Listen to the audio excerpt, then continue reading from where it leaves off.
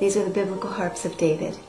And we take our designs from archaeology, from, of course, the Tanakh, the Bible, and from the Talmud.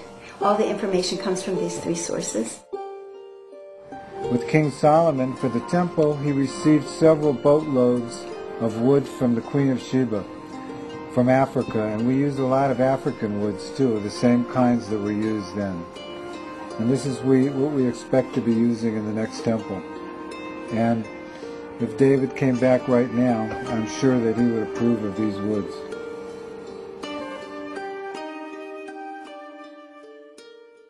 There are 22 Hebrew letters in the alphabet, or the alphabet of the Hebrew language, and there are 22 strings on the harp.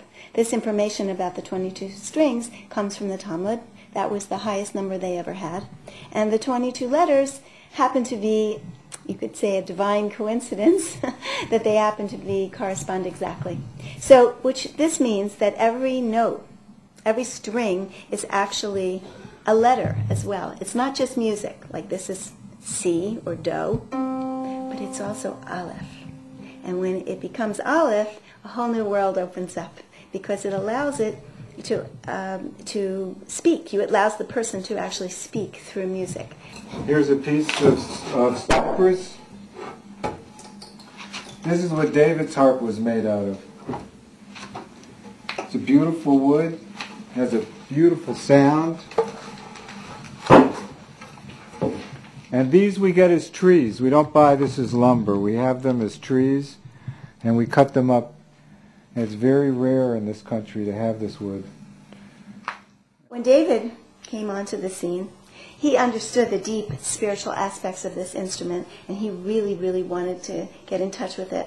So he used it as, I would say, sort of a cell phone to heaven, or a cell phone to Shamayim.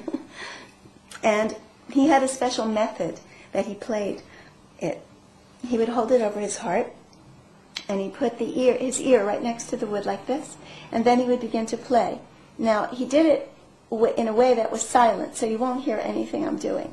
But in my own ear, it's very loud, actually. And you can hear all the overtones and the undertones and everything. But it was a special kind of personal, maybe you could call it an intimate way of relating through prayer. And he would touch this harp, and as the vibrations of the harp started to reverberate through the wood, they would actually move inside his heart and open up and loosen what's known as the klipot, or the shells, the walls around his heart that, always keep us a little distant. But as they would open up, then he was really just able to receive whatever messages were coming to him through what Hashem sent as the Ruach HaKodesh. This is Israeli rosewood. Right here is a small piece of it right here. And we make a lot of harps out of this. It has a beautiful sound. It's a very beautiful wood.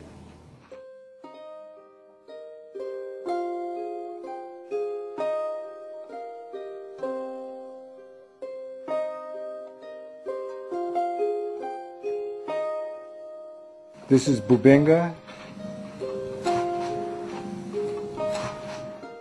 We build these instruments as if King David was here right now, and that these were his and that he would come in.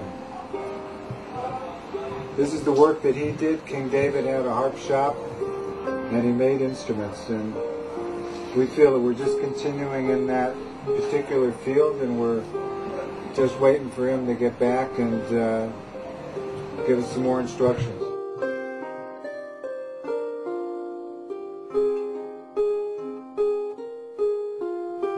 One of the famous sayings that are in the Psalms that David said a lot, and we really encourage people to do, is it says, Shiru l'Adonai shir hadash.